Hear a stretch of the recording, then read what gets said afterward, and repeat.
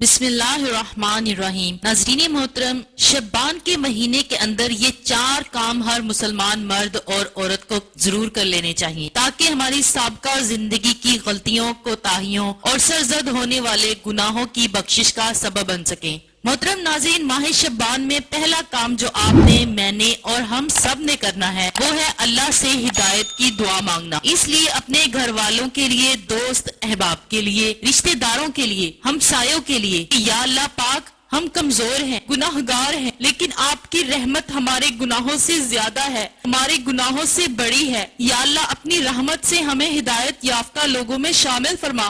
جو ہم نے زندگی میں غلطیاں کوتاہیاں کی ہیں، اپنے کیے پر بہت شرمندہ ہیں، یا اللہ ہمیں معاف فرما دے۔ بے شک آپ کے علاوہ ہمارا کوئی نہیں جو ہمیں معاف فرما سکے۔ یا اللہ پاک، ماہ شعبان کا برکتوں والا مہینہ ہے۔ پورا سال ہمارے دل میں جو غافل رہے ہیں، غفلت بھری زندگی جو ہم نے گزار چکے ہیں، یا اللہ اپنی رحمت سے ماہ شعبان اور ماہ رمضان میں آنے والی بقیہ زندگی کو قیمتی بنا دے۔ قرآن و سنت پر عمل کرنے کی توفیق عطا فرما دے۔ ناظرین، ماہ شعبان میں برکت کے لیے دعائیں کریں، اپنے لیے بھی برکت کی دعائیں کریں اور دوسروں کے لیے بھی برکت کی دعائیں کریں، اس لیے کہ جو آدمی دوسروں کے لیے دعا کرتا ہے تو اس کی دعا جلد قبول ہوتی ہے۔ لوگوں کو اپنے لیے دعا کے لیے کہیں اور آپ خود کسی اور کے لیے کریں۔ اس مہینے کے اندر اللہ تعالیٰ سے برکتیں مانگے کہ اے اللہ، اس مہینے کی جتنی بھی برکتیں ہیں ہمیں ان سے محروم نہ کرنا، بلکہ وہ ساری برکتیں ہمیں عطا فرما جو اس مہینے کے اندر ہے۔ ناظرین محترم، دوسرا کام جو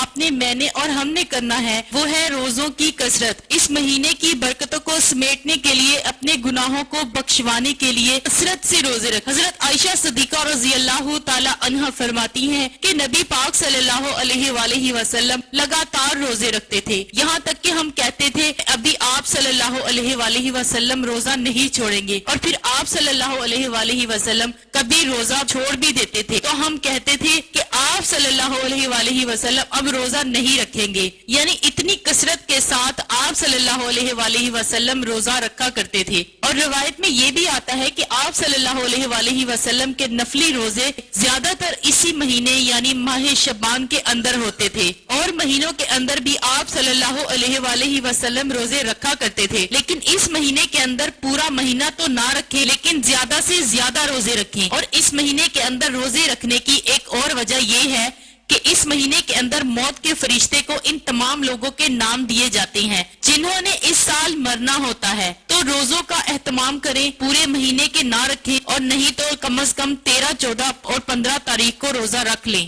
تو ناظرین، روزوں کا اہتمام کریں، پورے مہینے روزے نہ رکھ سکیں تو کم از کم 13، 14 اور 15 تاریخ کا روزہ رکھ لیں، اگر زیادہ بھی رکھ سکتے ہیں تو رکھیں۔ ناظرین، ماہ شعبان کے اندر تیسرا کام جو آپ نے، میں نے اور ہم سب نے کرنا ہے وہ ہے رمضان کی تیاری۔ رمضان کے لیے اس مہینے کے اندر اپنے آپ کو تیار کریں۔ تیاری کیسے؟ کہ اس مہینے کے اندر آپ کثرت کے ساتھ روزے رکھیں تو آپ روزوں کے عادی ہو جائیں گے، عادت بن جائے گی۔ اور جیسا کہ رمضان برکتوں کا مہینہ ہے، ثواب کمانے کا مہینہ ہے، تو اس لیے شعبان کے مہینے سے ہی ثواب کمانا شروع کر دیں۔ غریب لوگوں کے اوپر خرچ کریں، صدقہ دیں، لوگوں کے حقوق کا خیال رکھیں۔ ویسے تو پورا سال یہ کام کرنا چاہیے، لیکن رمضان کی وجہ سے، رمضان کی برکتوں کی وجہ سے اس مہینے کے اندر نیکیوں والے کام زیادہ سے زیادہ کریں، اور انہی کاموں کی وجہ سے آپ کی رمضان کی تیاری بھی ہو جائے گی۔ ناظرین، ماہ شعبان کے اندر چوتھا کام آپ نے، میں نے اور ہم سب نے جو کرنا ہے وہ ہے شب برات کی عبادت۔ شب برات شعبان المعظم کے مہینے کی 15ویں رات ہے۔ اس رات کی فضیلت احادیث میں بہت زیادہ بیان کی گئی ہے۔ ناظرین، اللہ تبارک و تعالی شعبان کی 15ویں رات کو اپنی مخلوق کی طرف متوجہ ہوتا ہے، اور پھر اللہ تعالی مشرک اور بغض رکھنے کے علاوہ